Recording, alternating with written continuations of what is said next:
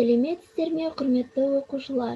Бүгінгі сабақтың тақырыбы өсімдіктердегі фотопериодизм. Оқу мақсаты өсімдіктердегі фотопериодизм рөлін сипаттау. Фотопериодизм – жарықтың тәуліктік ырғағына организмнің реакциясы. Ағзалардың көпшілігіне жарықтың тәуліктік ырғағы, яғни жарық пен қараңғы арақатынасындағы тәулік кезеңдеріне тән қасиет. Өсу және даму үдерістерінен көрінетін ағза жауабы жарық кезеңдік деп аталады. Фотопериодизм өсімдіктер мен жануарларға тән. 1920 жылы фотопериодизм терминін ағылшын селекционерлері Гарнер мен Аллард енгізген болатын. Олар ең алғаш бұл құбылысты өсімдіктен байқаған.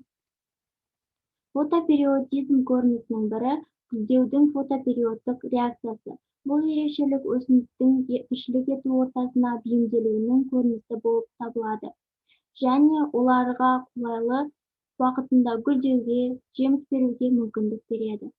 Гүлдеуді тездететін күн жарықтығының ұзақтығына өсімдіктердің реакциясына қарай ұзақ күн, қысқа күн өсімдіктері және бейтарап деп бөлінеді.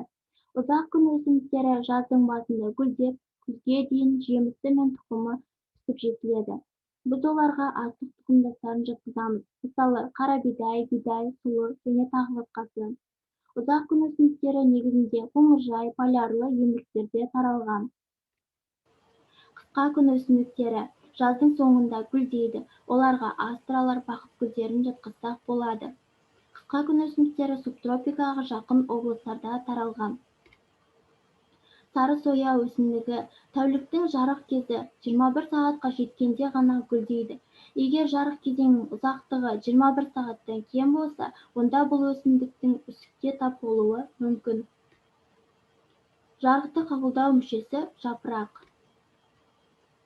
Фотопериодизмді зерттеудің биологиялық және практикалық маңызы бар.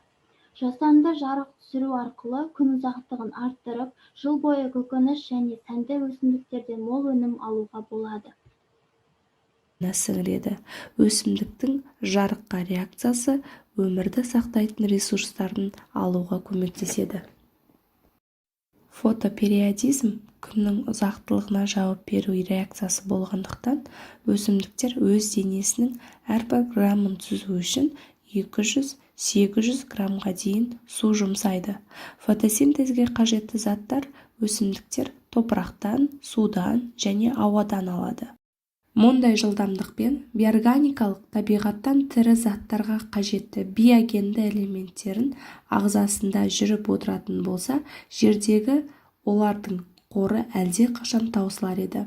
Бірақ биогенді элементтерін үнемі қоршаған ортаға қайтарылып отырылуы байланысты өмір жалғасып келеді.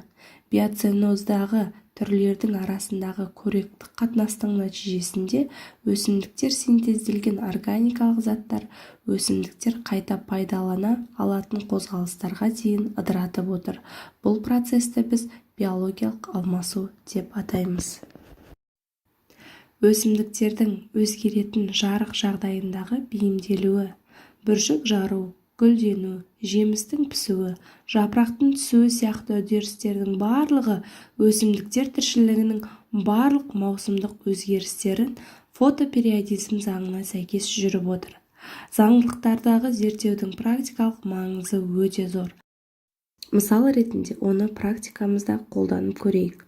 Біз бір ыдысқа астық тұқымын кез келген астық тұқымдасын өсімдігін егіп, жарықты белгілі бір бетке қойып, оның өсу жылдамдығын байқасақ, өскіннің өсу арқылы жарыққа қарай бағытталғанын байқай аламыз.